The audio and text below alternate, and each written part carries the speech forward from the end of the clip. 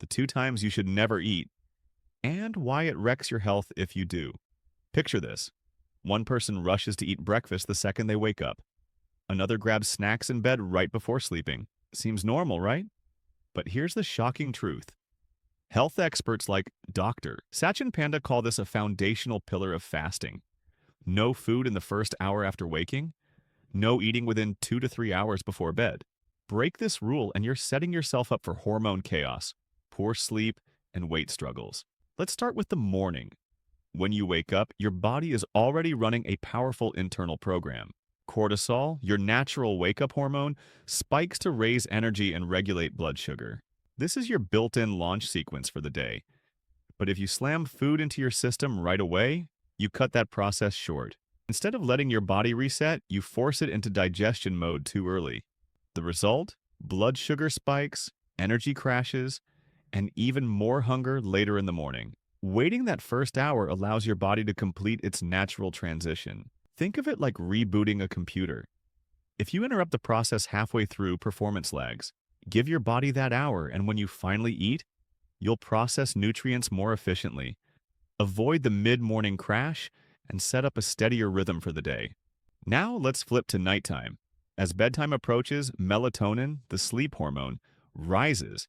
It tells your brain and body it's time to shut down. But here's the kicker.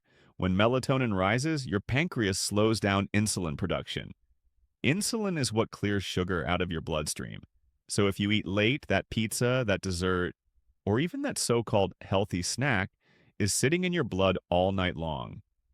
This means higher blood sugar, worse sleep quality, and more fat storage. That's why people who snack late at night often wake up groggy and hungrier than ever.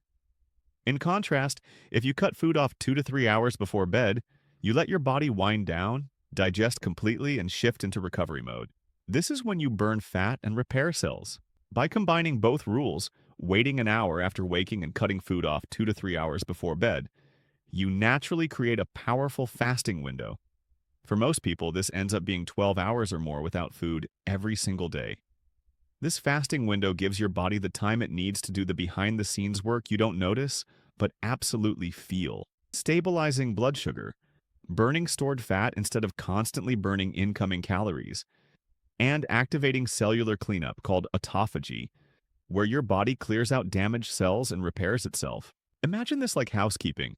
If food is constantly coming in, your body is always busy cooking and serving. But when there's a break, it can finally clean the kitchen. That's what fasting periods give you, time for repair and reset. The payoff? Better weight control, sharper focus during the day, higher energy levels, and deeper, more restorative sleep at night. Now, how do you actually make this work in real life? Let's get practical. If you wake up at 7 in the morning, hold off until 8 for your first meal. If your bedtime is 11, finish dinner by 8. Just that simple timing shift makes a huge difference. For busy professionals, that means swapping the habit of grabbing food the second you open your eyes for coffee, water, or tea first. For fitness enthusiasts, it means aligning meals to support both workouts and recovery, without late-night snacks slowing progress. Parents can make this a family rhythm.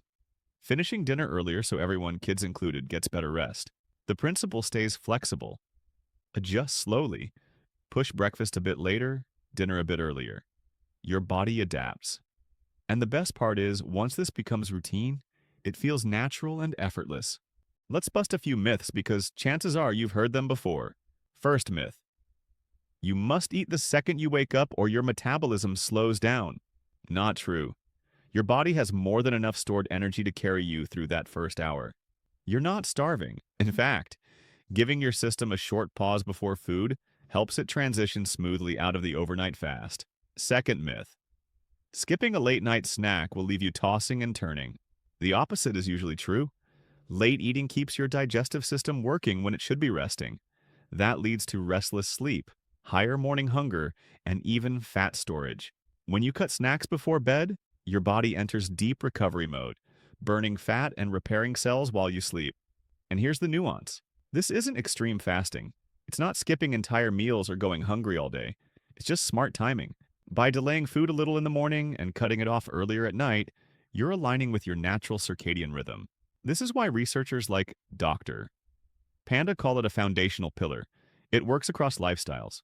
Whether you're a parent trying to get kids on a better routine, a professional wanting steady focus, or an athlete chasing recovery, these two rules apply. Simple changes, massive impact. Let's recap. Two simple rules. Don't eat for at least 1 hour after waking. Don't eat within 2 to 3 hours before bed.